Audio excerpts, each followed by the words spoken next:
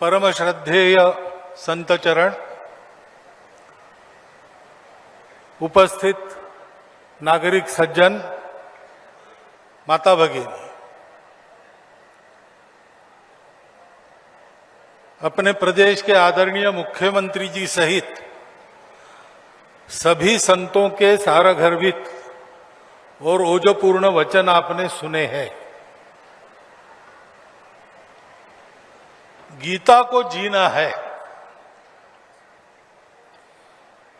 आज ये कार्यक्रम करेंगे और हो गया गीता से संबंधित हमारा कर्तव्य, ऐसा नहीं है। इस कार्यक्रम में हम इसलिए उपस्थित है कि हमको गीता जीनी है, और इसलिए पहली बात तो मुझे लगती है कि कार्यक्रम में उपस्थित हम सब लोगों ने गीता पठन का क्रम बनाना चाहिए। 700 श्लोक है, रोज 2 श्लोक पढ़ेंगे और उन पर मनन करेंगे। उसमें जो सार मिलता है उसको अपने जीवन में लागू करेंगे, जीवन की एक एक कमी सुधारेंगे, तो हमारा जीवन वर्ष भर में गीतामय बनने की दिशा में बहुत आगे चला जाएगा। और उसकी आवश्यकता है, क्योंकि कुरुक्षेत्र पर जैसे अर्जुन मोहग्रस्त हुआ था, वैसे आज सारी दुनिया जीवन के रणांगण में भयग्रस्त होकर, मोहग्रस्त होकर, रास्ता सूझ नहीं रहा है, इस अवस्था में बैठी है। आगे नहीं जा रही, दौड़ बहुत रही है, परिश्रम बहुत हो रहा है, पसीने छूट रहे, प्राण कंठ में आ गए, परंतु 1 इंच भी आगे नहीं बढ़ रही। जैसे 1000 साल पहले युद्ध होते थे, वैसे युद्ध आज भी हो रहे हैं। जैसे 1000 साल पहले मनुष्य की क्षुद्रता, मनुष्य की लालच, मनुष्य का क्रोध, द्वेष, इसके सामर्थ्य के चलते सब प्रकार के गुनाह, अपराध समाज में चलते थे, वैसे दुनिया में सर्वत्र चल रहे हैं। भौतिक सुख समृद्धि बहुत हो गई, लेकिन जीवन में नीति नहीं, जीवन में शांति नहीं, जीवन में संतोष नहीं, और इसलिए जीवन में विश्राम नहीं। यह स्थिति है। एक के बाद एक सब लोग कह रहे कि हम बहुत इस रास्ते पर बढ़कर चले आए, लेकिन हमको लगता है हमारा रास्ता गलत था। सही रास्ता चाहिए, और सही रास्ता कहां से मिलेगा? भारत से मिलेगा, क्योंकि भारत की जीवन परंपरा वो ऐसी है कि उसके प्रभाव के दिनों में उसने सारी दुनिया को सुख शांतिमय दुनिया बना दिया था।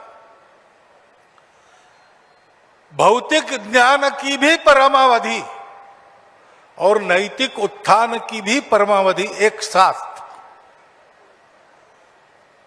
जीवन में अर्थ काम की कोई कमी नहीं, फिर भी सारे लोग धर्म से परस्पर व्यवहार करते हुए मोक्ष की ओर अपने जीवन को अग्रसर कर रहे हैं।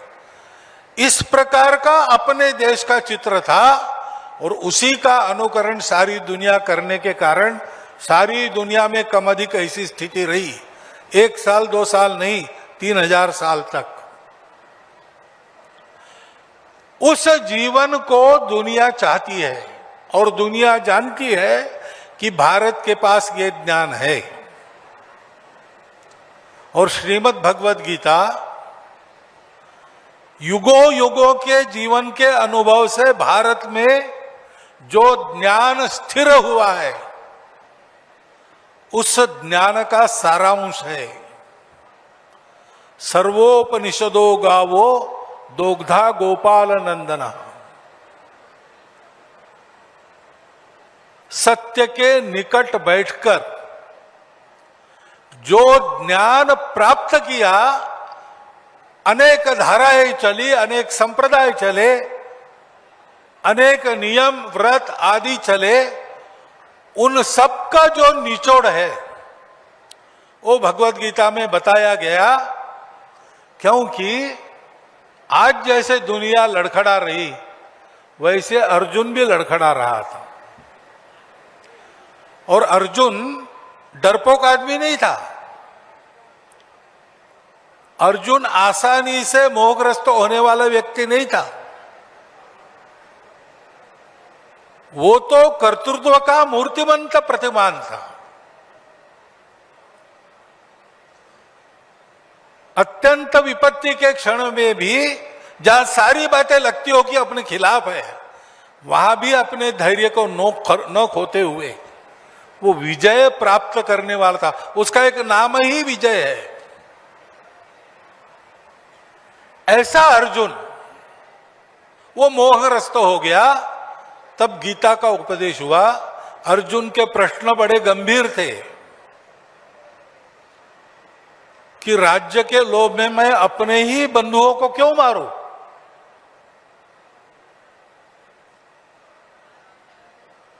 इनको मारने के बजाय मैं भिक्षा मांग के उधर निर्वाह करूं, ये ज्यादा अच्छा है। क्योंकि इतने सारे लोग युद्ध करने के लिए आए, युद्ध होगा, भयंकर संहार होगा, सृष्टि की हानि होगी, समाज की हानि होगी, होती है युद्ध से। ये प्रश्न गलत नहीं थे, बड़े गंभीर थे। तब भगवान कृष्ण ने उसके मोह को दूर करने के लिए मूल से सारी बातें बताई। अंत में भगवान ने कहा, विमृश्य एतद अशेषेण, कुछ भी बाकी नहीं रखा, सब मैंने विमर्श तुम्हारे सामने स्पष्ट करके रखा है। ऐसा भगवान ने बताया। हमारे लिए सरल भाषा में क्या है? गीता मूल में पढ़नी चाहिए, समझ लेनी चाहिए, तो पता चलेगा।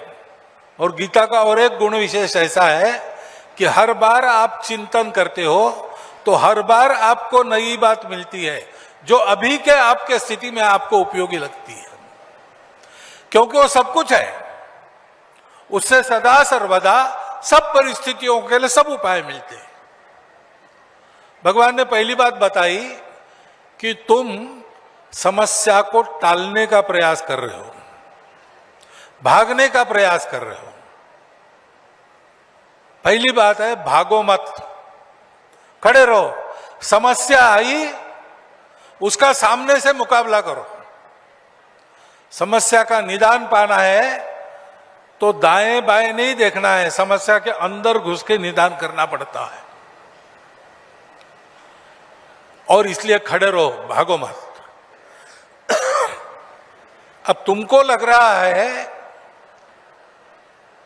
कि ये सब ऐसा होगा वैसा होगा, हमारे लोग मरेंगे, मैं इनको मारूंगा, तो सुन, तुम मारने वाले जिलाने वाले तुम कोई नहीं हो, करने वाला अलग ही है। ये तुम्हारा अहंकार बोल रहा है कि मैं कर रहा हूं। जिसकी इच्छा से होता है उसको देखो तो तुम पाओगे कि कोई मरता नहीं, कोई मारता नहीं। क्योंकि जो मरता मारता है वो तो ऊपर का चोगा है, कपड़े हैं जो बदले जाते हैं। युद्ध नहीं होगा तो भी बदले जाएंगे, युद्ध हुआ तो भी बदले जाएंगे। जातस्य ही ध्रुवो मृत्युर, जिसका जन्म हुआ उसका मृत्यु अटल है। और इसलिए जन्म मरण के लाभ हानि का विचार करके अपनी नीति नहीं देखना। लड़ो। और जब आप जैसे योगी जी ने कहा कि धर्म के आधार पर तुम संघर्ष करते हो, परिणाम जो भी होगा, तुम्हें सफलता मिलेगी कि असफलता मिलेगी, जो भी होगा तुम्हारे लिए लाभ का ही होगा। हतो वा प्राप्स्यसि स्वर्ग जित्वा वा भोक्ष्यसे महीम्। अन्याय असत्य के सामने सर झुका के जीने के बजाय एक क्षण बिजली के जैसा चमक कर उसके बल के सामने नष्ट हो जाना भी कितनी बड़ी कीर्ति प्राप्त कर देता है। 1857 के हमारे वीर, स्वतंत्रता के लिए अपना सर्वस्व न्यौछावर करने वाले क्रांतिवीर, उनके करने से अंग्रेज उस समय हारा नहीं। एक तरह से देखते हैं, आजकल लाभ हानि का तराजू जो मिलता है उसमें तोलकर देखते हैं तो चंद्रशेखर आजाद ने क्या किया भाई, क्या कमाया? कुछ नहीं कमाया। बूढ़ी माता जी गरीब थी, उनकी सेवा नहीं की, दर दर भटकते रहे और अल्फ्रेड पार्क के मैदान में गोली खा के मर गए। ये कोई जीवन है? लेकिन ये जीवन ऐसा है जिसका युगों युगों तक हम लोग स्मरण करते रहेंगे और उससे प्रेरणा लेते रहेंगे, क्योंकि सफलता असफलता मायने नहीं रखती। भगवान ने कहा है, अधिष्ठानम तथा कर्ता करणम च पृथक विधम विविधाश्च पृथक चेष्टा। ये चार मनुष्य प्रयत्न की बातें हैं। उत्तम विचार चाहिए, उत्तम अधिष्ठान चाहिए, कार्यकर्ता कुशल चाहिए, ठीक ठीक कार्य पद्धति चाहिए और अन्य प्रयास पूरक करने पड़ते, वो सारे प्रयास चाहिए। लेकिन ये होने के बाद भी दैवम च एव अत्र पंचमम, भाग्य की भी एक बात रहती है। तो भाग्य तो जैसा है वैसा है, उसकी चिंता क्या करना, अपना पुरुषार्थ पक्का करना।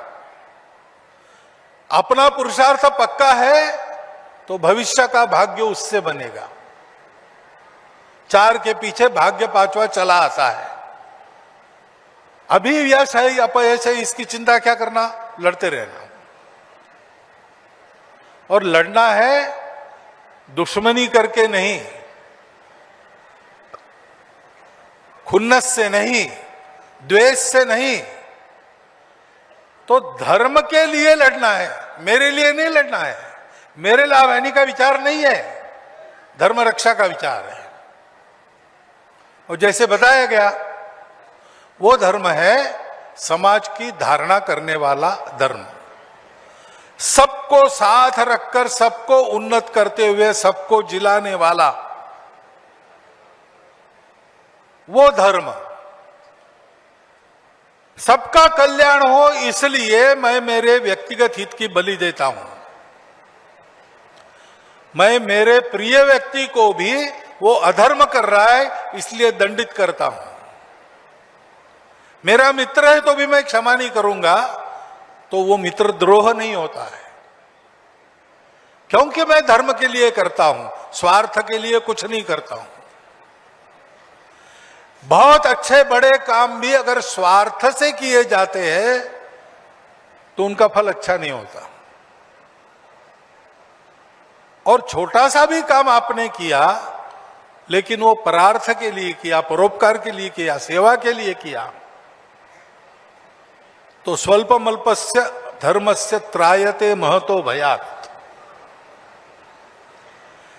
और इसलिए विचार करो, जियो, सबका विचार करके जियो, केवल अपना विचार मत करो। उसके लिए कर्म करना पड़ता है। कर्म से किसी को छुट्टी नहीं है। कुछ नहीं करेगा तो 2 वक्त खाना तो खाएगा ही। वो खाना खाने के लिए कमाई नहीं करेगा तो भिक्षा तो मांगनी ही पड़ेगी, दान तो मांगने ही पड़ेंगे। कर्म से छुट्टी नहीं है। लेकिन ज्ञानवान होकर कर्म करो, भक्ति पूर्वक कर्म करो। जो भी आप जीवन में करते हो सोच समझ के करना। आगा पीछा देख के करना, मैं क्या कर रहा हूं, उसके परिणाम क्या है, आगे क्या होने वाला है। अभी ये बहुत अच्छा दिखता है, लेकिन 3 प्रकार के सुख जो बताए गीता में, सात्विक सुख का वर्णन किया है, यत्तद अग्रे विषमीय परिणामे सुखोपमो। पहले बहुत कड़वा लगता है, दवाई जैसा, लेकिन परिणाम उसका बहुत सुखद होता है। सुख का रूप दिखने में पहले एकदम आनंददायक रहेगा ऐसा नहीं है। कुछ कुछ बड़े अच्छे लगते हैं कर्म, लेकिन परिणाम विष के जैसा होता है। तो ज्ञान चाहिए। 3 प्रकार की प्रवृत्तियां हैं, हमको सात्विक प्रवृत्ति में रहना है। रजोगुण भी चाहिए कर्म करने के लिए, लेकिन वो सत्वोन्मुखी होना चाहिए। आदि आदि बातें, कर्म कैसे करना, कौन से गुण दैवी है, ये सारा भगवान ने बताया और कहा कि देखो ये तुम करो, परिस्थिति का रोना मत रोना। परिस्थिति तो आती जाती है। अपने यहां एक कहानी है परंपरा में कि राजा जनक रात को सो गए और सपना देखा। सपने में देखा कि अचानक राज्य क्रांति हो गई और राजा जनक हार गए, सिंहासन से नीचे खींचा गया, सारे उनके अलंकार शस्त्र आदि आदि राज चिन्ह उतारे गए और मैले कुचैले फटे कपड़े में उनको देश निकाला दे दिया और देश में मुनादी दी गई कि राजा जनक को आज्ञा है सूर्यास्त के पहले इस देश की सीमा से बाहर निकल जाओ। जब वो ये करेगा तब उसको पानी भी किसी ने पिलाना नहीं, जो उसकी मदद करेगा उसको मारेंगे, और सूर्यास्त के बाद ये राज्य में मिला तो इसको भी मारेंगे। तो कैसी दुर्गति हुई होगी। 24 घंटा भागना पड़ा, भागते रहो भागते रहो, अंत में पहुंच गए। कोई खाना किसी ने दिया नहीं, पानी किसी ने पिलाया नहीं, थके हारे धूल से सनी शरीर को लेकर सीमा के पार एक अन्न छत्र उन्होंने देखा। रात को 10-11 बजे पहुंचे और अन्न छत्र के प्रमुख को कहा कि भूखा हूं, कुछ दीजिए। तो उन्होंने कहा भैया ये तो अन्न छत्र ही है, भूखों को खिलाने के लिए ही है, लेकिन तुम आए ऐसे वक्त तो सब समाप्त हो गया, कुछ भी नहीं। बर्तन धोने के लिए चले गए, अब वहां जाके देखो भात के बर्तन में कुछ भात लगा होगा, खुरच कर ले लो। तो राजा जनक गए, देखा थोड़ा सा भात लगा था, वो खुरचा हाथ में लिया और कुएं के पास आ गए, यहां बैठकर खाएंगे और तुरंत पानी पिएंगे। बैठ गए तो रात को एक चील घूम रही थी, उस चील ने वो चावल के दाने देखे, उसने झपट्टा मारकर राजा जनक के हाथ से वो खुरचन भी निकाल के ले उड़ गई। राजा जनक हताश होकर जोर से चिल्लाए, क्षुब्ध होकर चिल्लाए और जग गए। देखते हैं तो महल में है, नरम नरम बिस्तर है, इनकी चिल्लाहट सुन के सब नौकर जमा हो गए। कोई पानी पिला रहा, कोई पंखे से हवा झुला रहा, क्या हो गया महाराज पूछ रहे। थोड़ी देर में राजवैद्य आए, नाड़ी वाड़ी देखने लगे।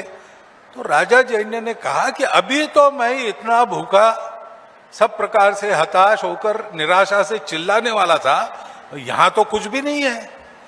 वो भी मैं अनुभव कर रहा था, ये भी अनुभव कर रहा हूं। वो अनुभव सच है कि अनुभव सच है? तो राजवैद्य ने पूछा कैसे है महाराज? तो कहा ये बताइए वो सच है कि ये सच है? राजवैद्य को कुछ समझ में नहीं आया। उन्होंने आसपास दासियों को कहा क्या बोल रहे महाराज, उनको भी समझ में नहीं आया। अब जो आवे राजा को देखने के लिए, राजा उसको एक ही प्रश्न पूछे, वो सच है कि ये सच है? उसको कुछ समझ में ना आवे।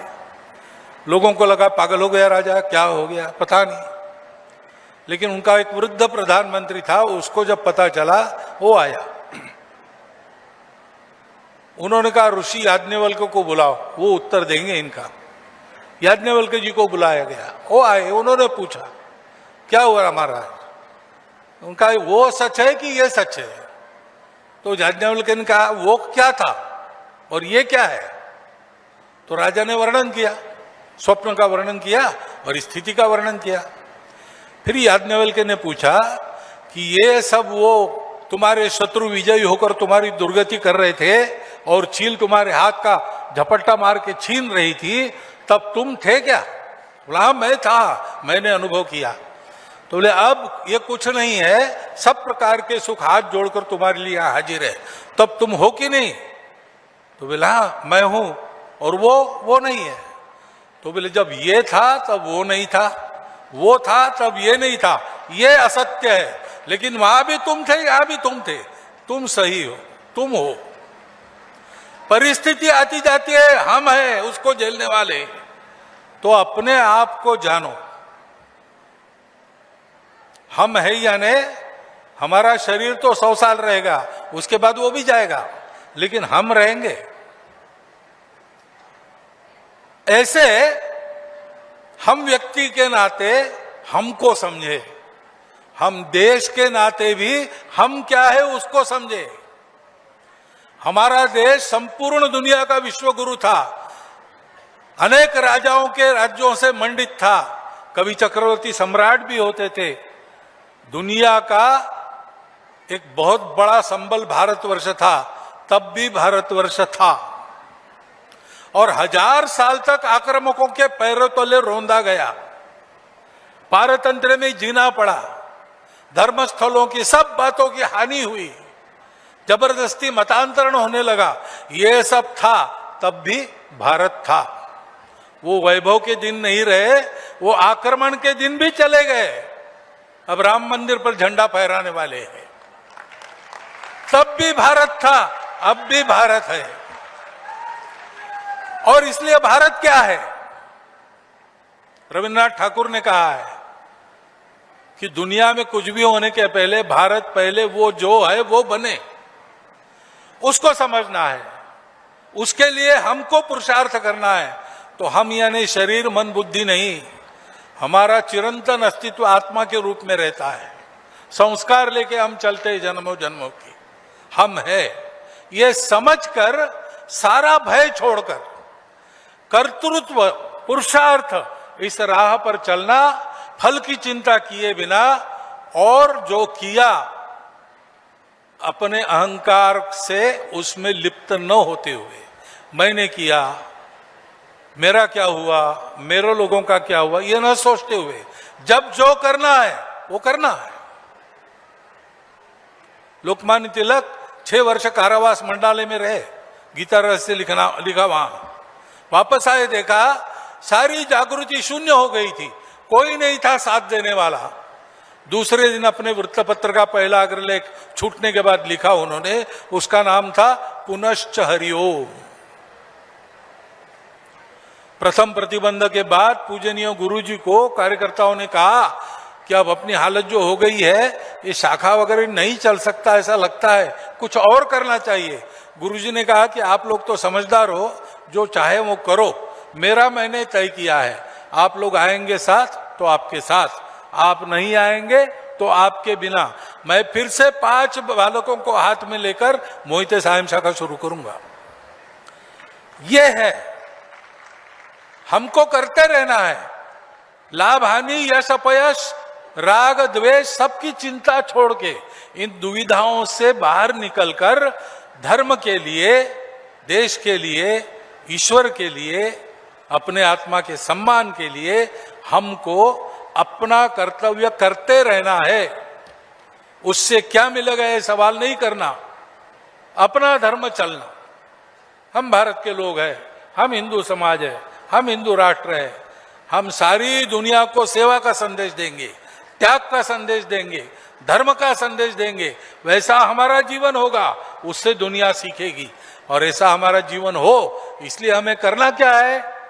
तो हमारी सभी परंपराओं का, जो भारत में आज तक हो गई उन सब का, और भारत में आगे होगी उनका भी, या यूं कहे कि विश्व में विज्ञान और अध्यात्म के बारे में जितना विचार पहले हुआ है और बाद में भी होगा, उन सब का निचोड़ हमारे हाथ में 700 श्लोकों में भगवान व्यास ने दिया है, श्रीमद् भगवद गीता के रूप में।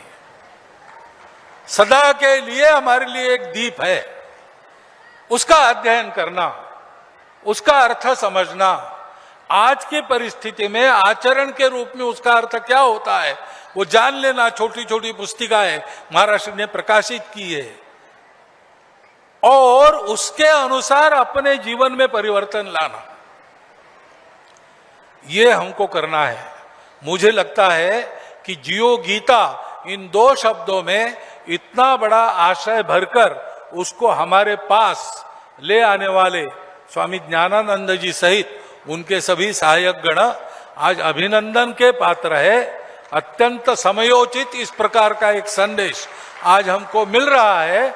उस संदेश को सुनना, वाहवाह करना, तालियां बजाना यहां तक मर्यादित न रहते हुए उस संदेश को समझकर उसको अपने आचरण में धीरे धीरे उतार कर हम भी ऐसे गीता को जीने वाले पुरुष बने तो हम यशस्वी भी होंगे, हम सार्थक भी होंगे और यशस्विता हमारी गाई जाएगी। कभी कभी लोग भूल भी जाएंगे, परंतु सार्थकता हमारी शाश्वत रूप से बनी रहेगी।